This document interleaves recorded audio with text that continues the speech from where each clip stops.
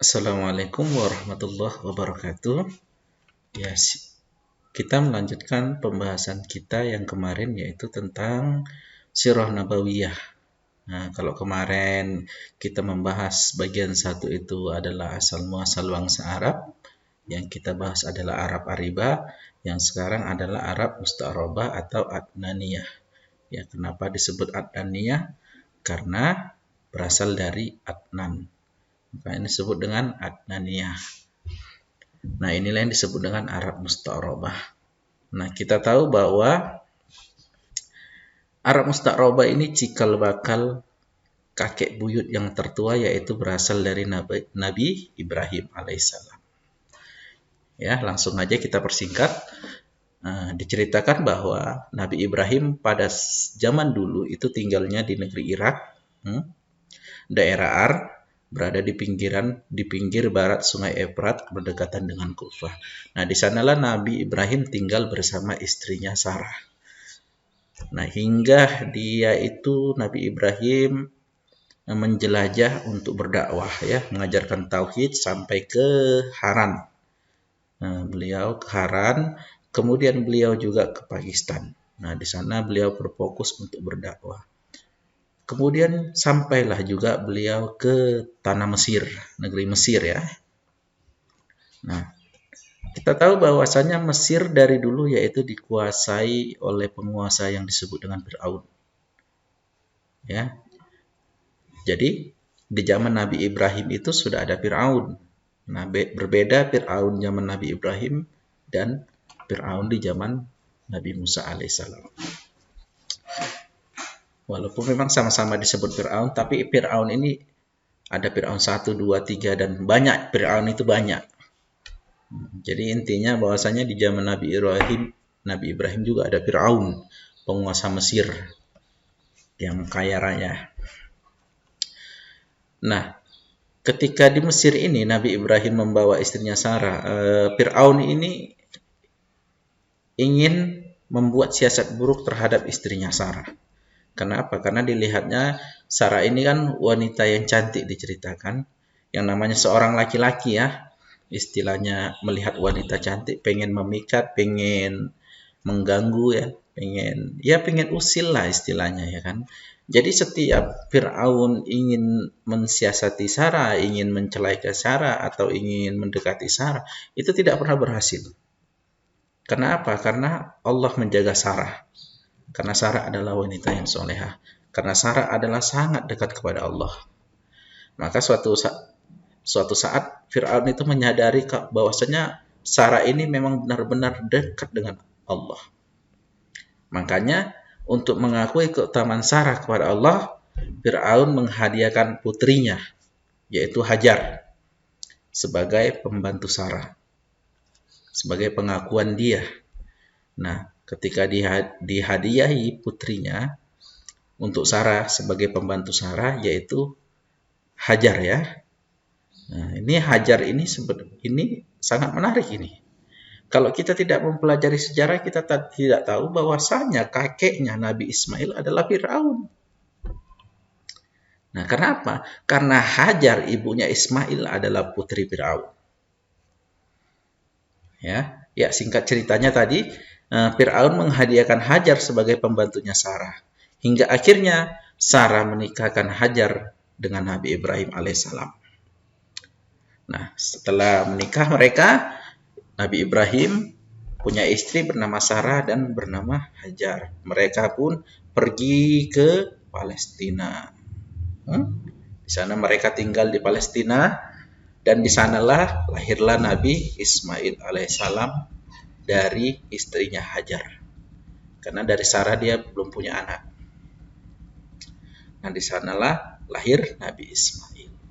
Nah, pada saat Nabi Ismail lahir, ini Sarah dibakar api cemburu. Karena memang Sarah dari dulu sangat menginginkan anak, tapi belum diberikan anak. Malahan ketika Nabi Ibrahim menikahi Hajar, malah punya anak. Gitu. Jadi Sarah itu dibakar api cemburu. Ya. Sudah lama dia tidak punya anak, tapi begitu Nabi Ibrahim menikah dengan Hajar, malah ada anaknya. Jadi Sarah ini mencoba mendorong Nabi Ibrahim, mendesak Nabi Ibrahim untuk melenyapkan Hajar dan anaknya. Ismail.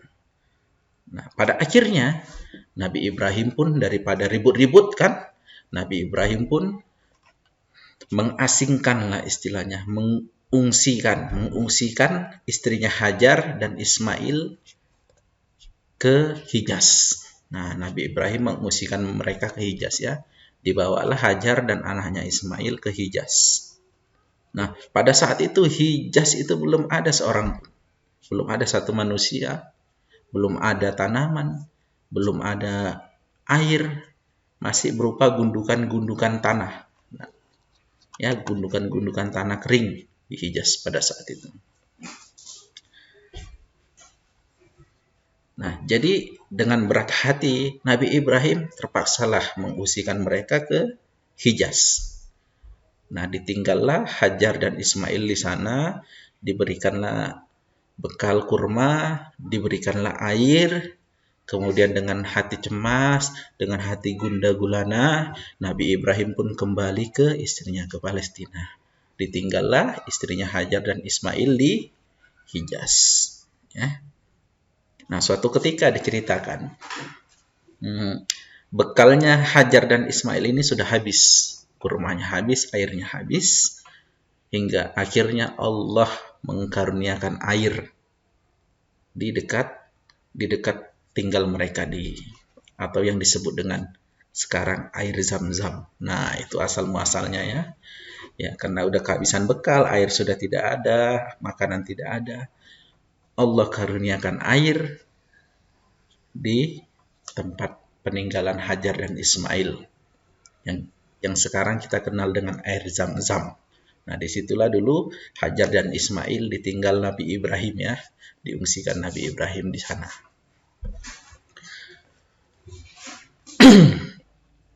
Nah, singkat ceritanya, suatu saat ada sebuah kabilahnya Jumhur ya, kabilah Jumhur dari Yaman itu datang ke Hijaz.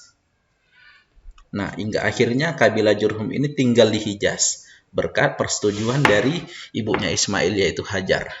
Nah, jadi berkat ada kabilah Jurhum ini juga datang ke Hijaz dan tinggal di sana. Nah, jadi bertambahlah manusia di sana. Ya, perlu diingat dalam catatan ya, dalam fase ini ada peristiwa di mana Nabi Ibrahim diperintah oleh Allah untuk menyembelih anaknya. Ya, begini. Nabi Ibrahim kan punya dua istri ya. Yang satu istrinya di Palestina, yang satu istrinya di Hijaz. Di Hijaz itu sudah ada anaknya yaitu Ismail kan gitu ya. Nah, Nabi Ibrahim tidak tahu berapa kali dia kunjungan, tapi menurut penelitian yang akurat yang bisa dipercaya, bahwasanya Nabi Ibrahim berkunjung menjenguk istrinya, menjenguk anaknya Ismail itu ada 4 fase ya. Fase yang pertama yaitu Nabi Ibrahim berkunjung ke Hijaz menemui Ismail untuk menyembelihnya. Nah, inilah yang kita kenal dengan peristiwa penyembelihan ya, yang sekarang kalau kita peringati yaitu Hari Raya Idul Adha, Hari Raya Kurban. Nah, ini asal muasalnya. Karena Nabi Ibrahim menyembelih Ismail. Namun Allah gantikan dengan domba. Nah, tidak perlu diceritakan, barangkali rekan-rekan atau adik-adik atau yang mendengar sudah lebih tahulah cerita Nabi Ibrahim menyembelih anaknya. Menurut kitab Kejadian bahwa umur Ismail katanya selisih 13 tahun lebih tua dari Ishak. Nah, ini artinya memperkuat bahwasanya peristiwa penyembelihan ini adalah sebelum Ishak lahir. Nah, inilah fase pertama Nabi Ibrahim berkunjung menemui Ismail karena perintah Allah untuk menyembelihnya. Nah, fase kedua ini Nabi Ibrahim berkunjung, tapi ibunya Ismail sudah meninggal, ya, dan Ismail juga sudah menikah. Nah, ya, singkat ceritanya begini. Ini kan tadi kabilah Jumhur itu kan datang ke Hijaz ya, tinggal di sana. Nah, di sanalah Nabi Ismail diajari bahasa Arab oleh kabilah Jumhur. Ya, hingga akhirnya Nabi Ismail dinikahkan oleh wanita dari kabilah Jumhur. Inilah istri pertamanya dari kabilah Jumhur. Ya. Nah, fase kedua tadi, kalau fase pertama tadi nih, Ibrahim berkunjung untuk menyembelih Ismail, fase kedua Nabi Ibrahim berkunjung menemui Ismail, namun Ismail tidak ada, yang ada hanya istrinya. Nah, istrinya yang pertama ya, istrinya yang pertama. Nah, jadi Nabi Ibrahim berkunjung, Nabi Ismail tidak ada. Ditanyalah kepada istrinya, istrinya Nabi Ismail, bagaimana keadaan kalian? Biasalah ya, seorang ayah berkunjung ke rumah anaknya pasti ditanya, bagaimana kabar ya, kabarnya Ismail, bagaimana rumah tangga kalian. Namun apa jawaban istrinya Nabi Ismail? Malah diceritakan aib suaminya, diceritakan dan mengeluh begini-begini. Pokoknya istrinya ini mengeluh tentang keadaan mereka. Hingga akhirnya Nabi Ibrahim menitipkan sebuah pesan. Pesan kepada menantunya ini, sampaikan kepada anakku Ismail bahwasanya harus merubah palang pintunya, untuk mengubah palang pintunya. Nah, Nabi Ibrahim pun pulang, disampaikanlah pesan ayahnya ya, Nabi Ibrahim kepada Ismail, wahai suamiku, tadi ayah kamu datang dan berpesan bahwasanya kamu disuruh untuk mengubah palang pintu rumah. Nah, Nabi Ismail tahu maksud ayahnya. Yang dimaksud ayahnya mengubah palang pintu rumah adalah untuk menceraikan istrinya. Ya, kenapa? Karena istrinya tadi mengeluh, menceritakan aib suaminya begini-begini, mengeluh tentang keadaan mereka. Nah, jadi Nabi Ibrahim menceraikan istrinya. Kemudian Nabi Ibrahim menikah lagi ya, menikah lagi oleh anak dari pemimpin dan pemuka kabilah, anaknya Mudad bin Amru. Nah, anaknya Mudad bin Amru ini pemimpin dan pemuka kabilah dan menikah dengan anaknya. Ya, inilah yang jadi istri Nabi Ismail. Nah, fase ketiga, Nabi Ibrahim datang lagi untuk melihat anaknya. Dan Nabi Ismail lagi-lagi tidak ada di rumah, yang ada hanya istrinya. Ditanya juga seperti pertanyaan kepada istri pertamanya Nabi Ismail. Ibrahim bertanya, bagaimana keadaan kalian? Dan istrinya hanya menjawab tentang pujian kepada Allah, tentang rasa syukurnya kepada Allah. Dan Nabi Ibrahim berpesan kepada istrinya, tolong sampaikan kepada anakku bahwasanya dia harus memperkokoh palang pintu rumahnya. Nah, Nabi Ibrahim pun pulang ke Palestina, kembali lagi, dan istrinya menyampaikan kepada Nabi Ismail, wahai suamiku, tadi ayah kamu datang dan berpesan bahwasanya kamu disuruh untuk memperkuat dan memperkokoh palang pintu rumah. Nabi Ismail tahu bahwasanya yang dimaksud Nabi Ibrahim adalah mempertahankan dan menjaga istrinya. Karena istrinya itu adalah istri yang soleha, jadi patut dipertahankan. Nah, dari istrinya ini, istri dari putrinya Mudad bin Amru ini, lahirlah 12 anaknya Ismail yang menjadi 12 kabilah besar.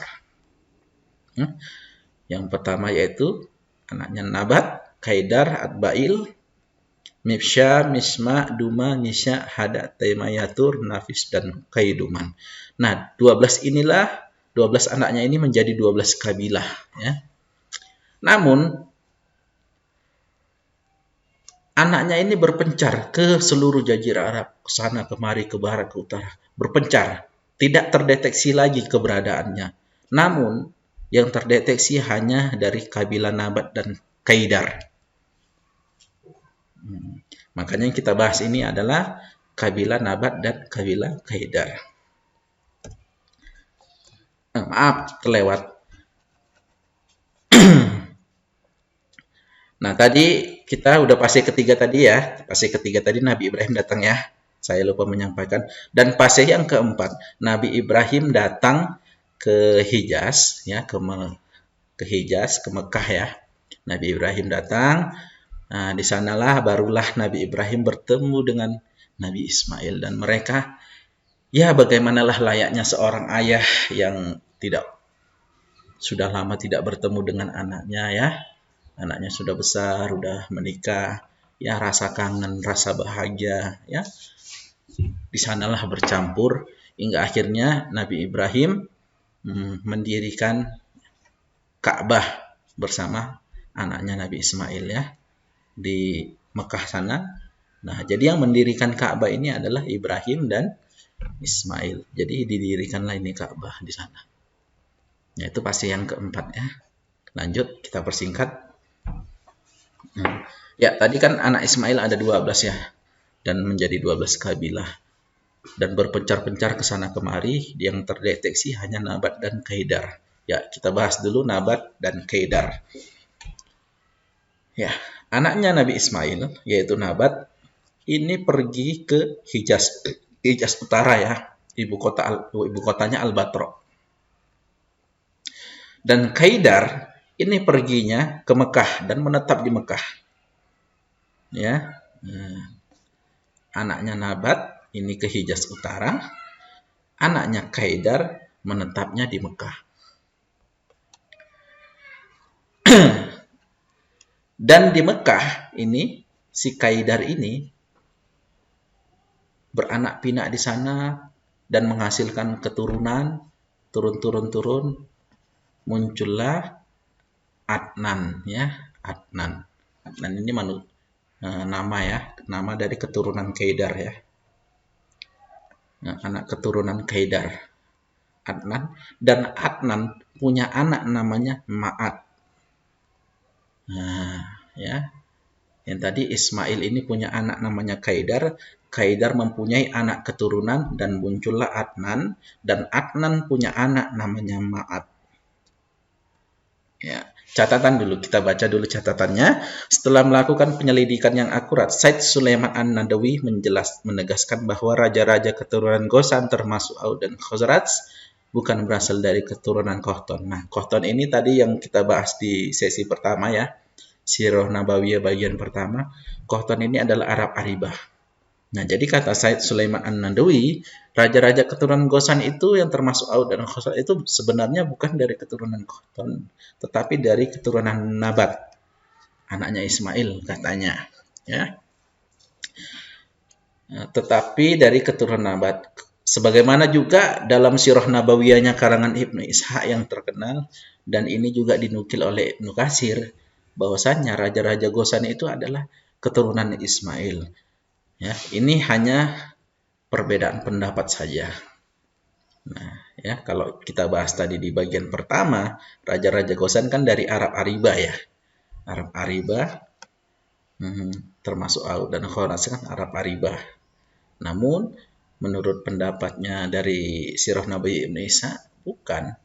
Karena sudah diteliti yang akurat bahwasannya keturunan dari Nabatnya itu raja-raja Ghosan.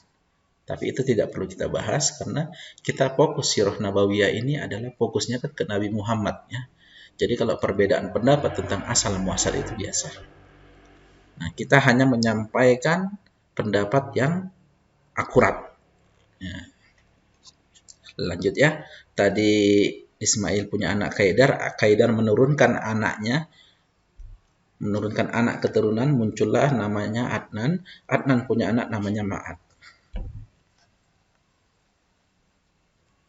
Ya, ini Ismail anaknya Kaidar. Kaidar menurunkan anak keturunan Adnan.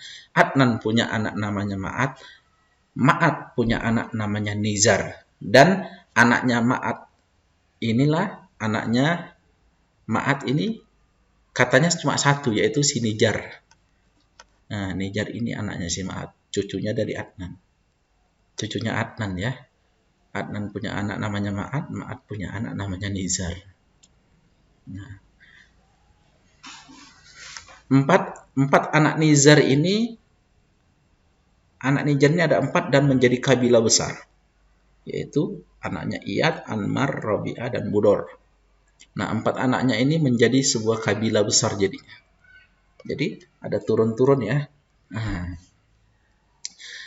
Ya, kabilah itu sebuah perkumpulan ya. Nah, dari kabilah nanti muncullah suku, dari suku muncullah marga. Nah, gitu-gitu ya.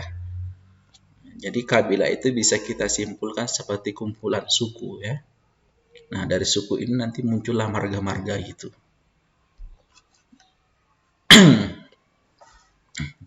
Nah, 4 anak Nizar Ma'at berkembang menjadi 4 kabilah besar. Ya, lupa ini perlu saya sampaikan ya.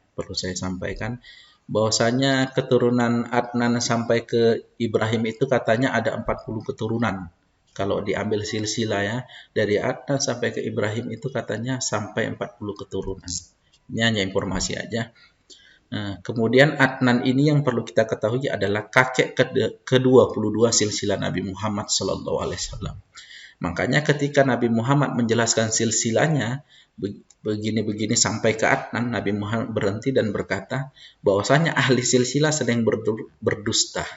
Artinya, maka ulama mengambil kesimpulan atas sabda Nabi tersebut bahwasanya ada ulama yang mengatakan tidak boleh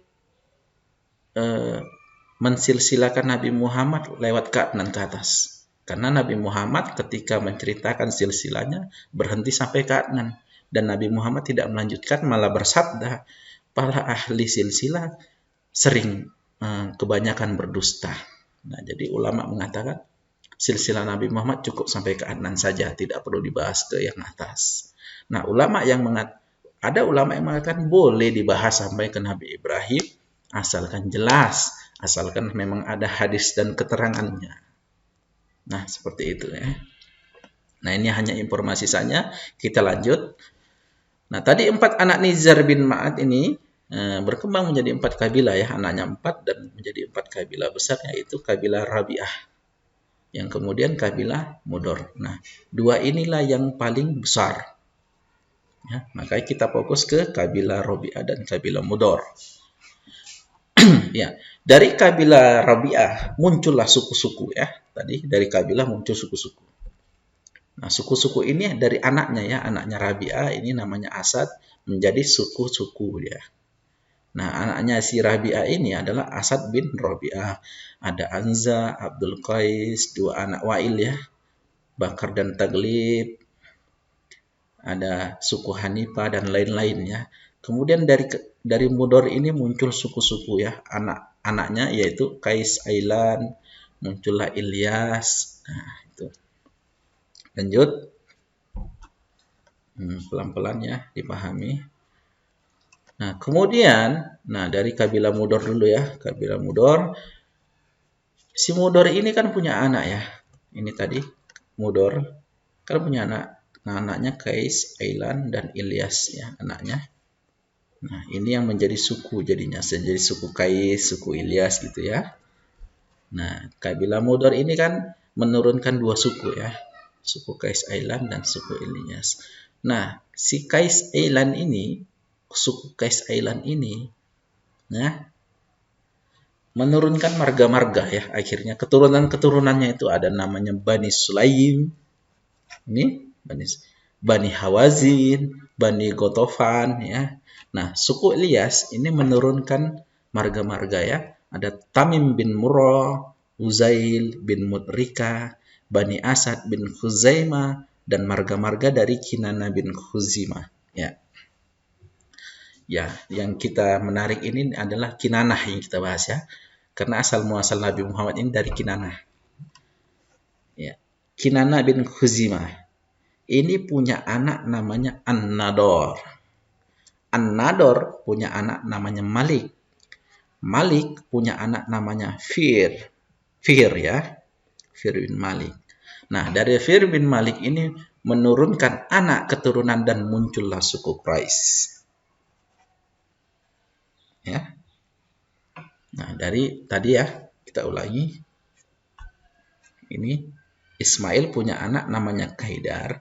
Qaidar punya anak keturunan namanya Adnan. Adnan punya anak namanya Ma'ad. Ma'ad punya anak namanya Nizar. Nah, dari Nizar ini punya anak 4 dan menjadi sebuah kabilah besar. Dan 2 yang menjadi kabilah paling besar yaitu kabilah Rabi'ah dan kabilah Mudor. Ya. Nah, dari Mudor ini muncul 2 suku Kailas dan Ilyas ya. Nah, ini suku Qais Ailan dan suku Ilyas. Nah, dari suku Ilyas ini muncul lagi dia marga-marga lagi ya, Tamim bin Murrah, dan muncul lagi Kinana bin Khuzimah. Nah, Kinana bin Khuzimah ini punya anak namanya An-Nador. An-Nador punya anak namanya Malik. Malik punya anak namanya Fir. Nah, dari Fir ini muncullah anak keturunan dan adanya suku Quraisy. Nah, dari suku Quraisy ini muncul lagi kabilah dan pecah-pecah.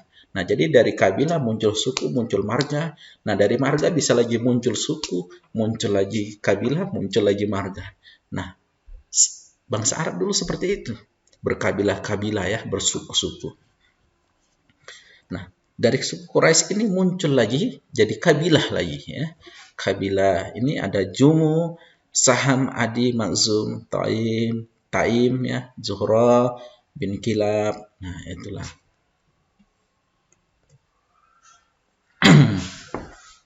Ya, tadi Kilab ya. Nah, Kilab ini punya anak. Nah, ini urutannya ya. Jangan salah. Kilab ini punya anak namanya Kusai ya, Kusai. Kusai punya anak 3. Anaknya satu namanya Abdul Dar. Ada lagi anaknya namanya Abdul Uzza.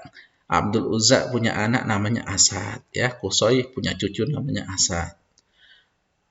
Ada juga anaknya Kusai namanya Abdi Manaf. Nah, Abdi Manaf inilah asal muasalnya Nabi Muhammad Sallallahu Alaihi Wasallam ya. Ulangi biar nggak bingung. Nah, Fir bin Malik dari Kinanah ini, Fir bin Malik menurunkan Quraisy. Quraisy punya kabilah-kabilah lagi, turun lagi dari Quraisy kabilah-kabilah. Yaitu terakhir bin Kilab ya. Nah, Kilab ini punya anak namanya Kusai. Kusai punya anak. Ada Abdul Dar, Abdul Uzza, Abdi Manaf. Dari Abdi Manaf ini, Abdi Manaf punya anak namanya Abdi Syam, ada Naufal, ada Al-Muttalib, ada Hashim ya. Dari Hashim punya anaknya namanya Abdul Muttalib. Abdul Muttalib punya anak namanya Abdullah. Abdullah punya anak namanya Muhammad Sallallahu Alaihi Wasallam. Nah, ini ada hadis yang memperkuat silsilah ini, yaitu Nabi Muhammad Sallallahu Alaihi Wasallam bersabda, sesungguhnya Allah telah memilih Ismail dari anak Ibrahim, memilih Kinana dari anak Ismail, memilih Quraisy dari Bani Kinana, memilih Bani Hashim dari Quraisy, dan memilihku dari Bani Hashim. Nah, jadi Nabi Muhammad itu dari Bani Hashim ya. Suku Quraisy dari Bani Hashim, asal muasalnya itu dari Abdi Manaf ya. Dari kabilah Kilab. Lanjut.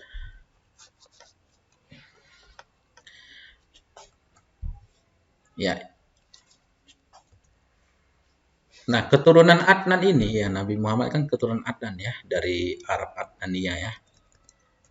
Nah, keturunan Adnan ini berpencar ke sana kemari ya, seluruh jazirah Arab, berpencar ke Arab sana, Arab sini.